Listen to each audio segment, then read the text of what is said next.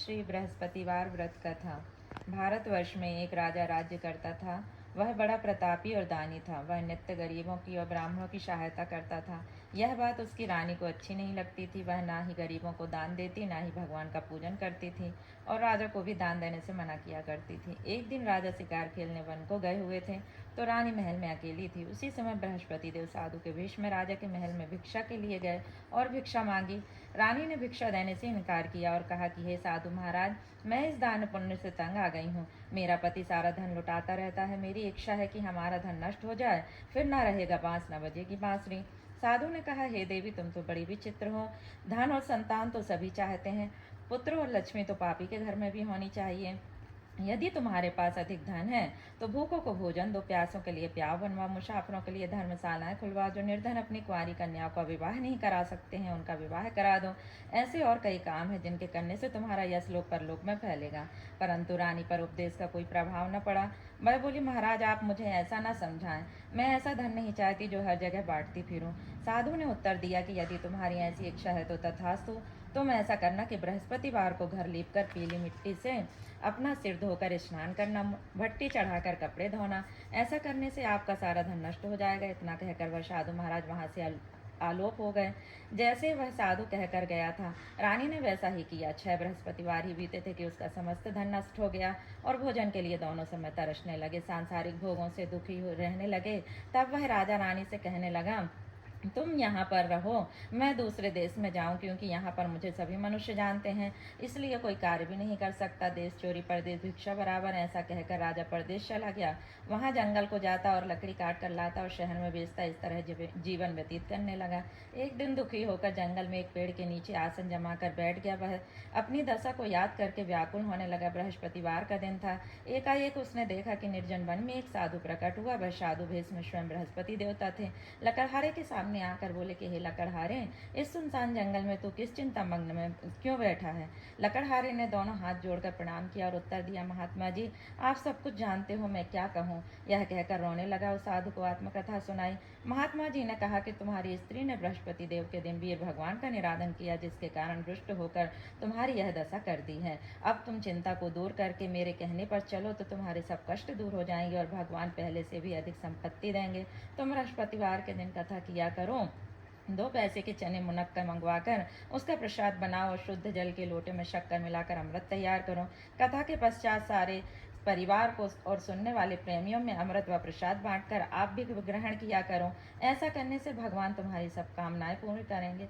साधु के ऐसे वचन सुनकर लकड़हारा बोला कि हे प्रभु, मुझे लकड़ी बेचकर इतना पैसा नहीं मिलता जिससे मैं भोजन करने के उपरांत कुछ बचा सकूं। मैंने रात्रि में अपनी स्त्री को व्याकुल देखा। मेरे पास कुछ भी नहीं जिससे मैं उसकी खबर मंगा सकूं। साधु ने कहा, हे लकड़हारे, तुम किसी बात की चिंता मत करो।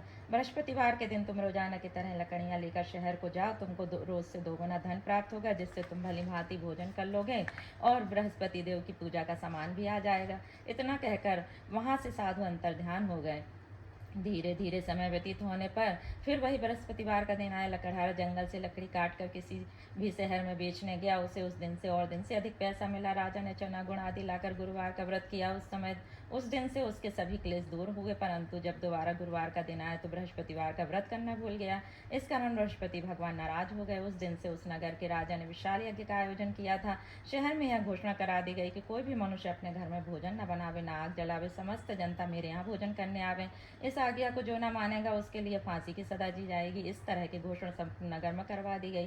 राजा की आज्ञा अनुसार शहर के सभी लोग भोजन करने गए, लेकिन लकड़हारा कुछ देर से पहुंचा, इसलिए राजा उसको अपने साथ घर ले गए और ले जाकर भोजन करा रहे थे तो रानी की दृष्टि उस खूंटी पर पड़ी जिस पर उसका हार लटका हुआ था। वह वहां पर दिखाई न दिया। रानी ने निश्चय किया कि मेरा हार इस मनुष्य ने चुरा लिया है। उसी समय पुलिस को बुलवाकर उसको जेल खाने में डलवा दिया। जब लकड़हारा जेल खाने में पड़ गया तो बहुत दुखी होकर विचार करने लगा कि न जाने कौन से पूर्व जन्म के कर्म से मुझे यह दुख प्राप्त हुआ है, और उसी साधु को याद करके रोने लगा जो कि जंगल में मिला था। उसी समय तत्काल बृहस्पति देव साधु के रूप में प्रकट हुए और उसकी दशा को देखकर कहने लगे कि अरे मूर्ख, तूने बृहस्पति देव की कथा नहीं करी, इस कारण तुझे दुख प्राप्त हुआ है। अब चिंता मत कर, बृहस्पतिवार के दिन जेल खाने के दरवाजे पर 4 पैसे पड़े मिलेंगे, उनसे तू बृहस्पति देव की पूजा करना, तेरे सभी कष्ट दूर हो जाएंगे। बृहस्पतिवार के रोज उसे 4 पैसे मिले। लकड़हारे ने कथा कही। उसी रात को बृहस्पति देव ने उस नगर के राजा को स्वप्न में कहा कि हे राजा, तुमने जिस आदमी को जेल खाने में बंद कर दिया वह निर्दोष है, वह राजा उसे छोड़ देना। रानी का हार उसी खूंटी पर लटका है, अगर तू ऐसा नहीं करेगा तो मैं तेरे राज्य को नष्ट कर दूंगा। इस तरह रात्रि के स्वप्न को देखकर राजा प्रातःकाल उठा और खूंटी पर हार देकर लकड़हारे को बुलाकर क्षमा मांगी तथा लकड़हारे को योग्य सुंदर वस्त्र आभूषण देकर विदा किया। तब बृहस्पति देव की आज्ञा अनुसार लकड़हारा अपने नगर को चल दिया। राजा जब अपने नगर के निकट पहुंचा तो उसे बड़ा आश्चर्य हुआ। नगर में पहले से अधिक बाग, तालाब, कुएं तथा बहुत सी धर्मशाला, मंदिर आदि बन गई थी। राजा ने पूछा, यह किसका बाग और धर्मशाला है? तब नगर के सब लोग कहने लगे कि यह सब रानी और बांदी के हैं। तो राजा को आश्चर्य हुआ और गुस्सा भी आया। जब रानी ने यह खबर सुनी कि राजा आ रहे तो उसने बांदी से कहा कि हे दासी, देख राजा हमको कितनी बुरी हालत में छोड़ गए थे, हमारी ऐसी हालत देखकर वह लौट न जाए, इसलिए तू दरवाजे पर खड़ी हो जा। आज्ञा अनुसार दासी दरवाजे पर खड़ी हो गई। राजा आए तो उन्हें अपने साथ लेवा लाए। तब राजा ने क्रोध करके अपनी रानी से पूछा कि यह धन तुम्हें कैसे प्राप्त हुआ? तब उन्होंने कहा कि हमें यह सब धन बृहस्पति देव के व्रत के प्रभाव से प्राप्त हुआ है। राजा ने निश्चय किया कि 7 रोज बाद तो सभी बृहस्पति देव का पूजन करते हैं, परंतु मैं रोजाना दिन में 3 बार कहानी कहा करूंगा तथा रोज व्रत किया करूंगा। अब हर समय राजा के दुपट्टे में चने की दाल बंधी रहती है। एक दिन में 3 बार कहानी कहता है। एक रोज राजा ने विचार किया कि चलो अपनी बहन के यहाँ हो आवे। इस तरह राजा निश्चय कर घोड़े पर सवार हो अपनी बहन के यहाँ चलने को तैयार हुआ। मार्ग में जब उसने देखा कि कुछ आदमी एक मुर्दे को लिए जा रहे हैं तो उन्हें रोककर राजा कहने लगा, भैया मेरे बृहस्पति देव की कहानी सुन लो। वे बोले, लो हमारा तो आदमी मर गया, इसको अपनी कथा की पड़ी। परंतु कुछ आदमी बोले कि अच्छा कहो, हम तुम्हारी कथा भी सुनेंगे।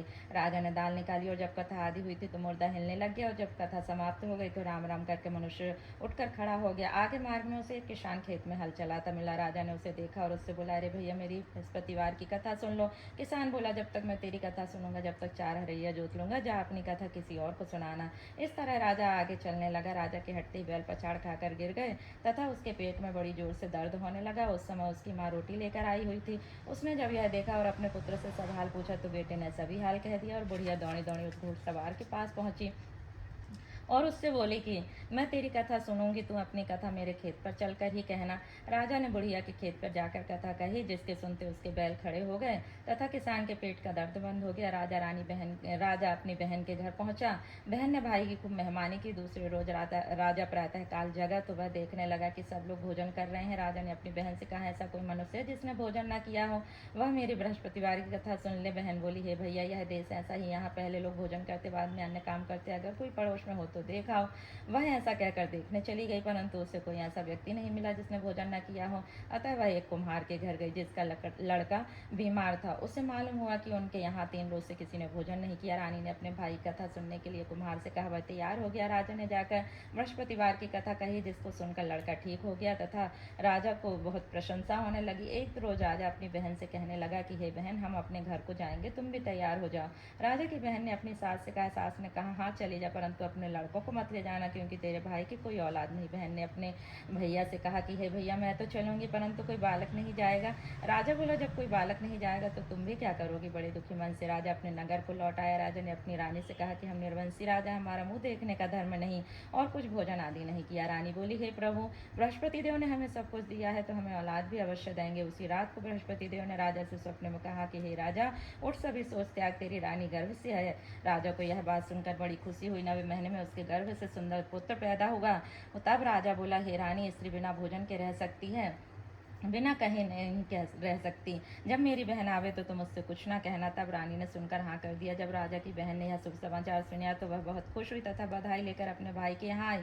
तब रानी ने कहा कि घोड़ा चढ़कर तो नहीं आई, गधा चढ़ी आई। राजा की बहन ने बोला कि हे भाभी, मैं इस प्रकार न कहती तो तुम्हें औलाद कैसे मिलती? बृहस्पति देव ऐसे ही हैं, जैसी जिसके मन में कामनाएं हैं सभी को पूर्ण करते हैं और सद्भावना पूर्वक बृहस्पति देव का व्रत जो भी करता है, इस कथा को पढ़ता है अथवा सुनता है और दूसरों को सुनाता है, बृहस्पति देव उसकी मनोकामनाएं पूर्ण करती हैं। भगवान बृहस्पति देव सदैव उनकी रक्षा करते हैं। संसार में जो मनुष्य सद्भावना से भगवान जी का पूजन बड़े सच्चे हृदय से करते हैं तो भगवान जी उनकी सभी मनोकामनाएं पूर्ण करते हैं। जैसे सच्ची भावना से रानी और राजा ने उनकी कथा का गुणगान किया तो उनकी सभी इच्छाएं बृहस्पति देव ने पूर्ण की थी। इसीलिए पूर्ण कथा सुनने के बाद प्रसाद लेकर जाना चाहिए। हृदय से उनका मनन करते हुए जय जयकार बोलना चाहिए। बोलो बृहस्पति देव भगवान की जय।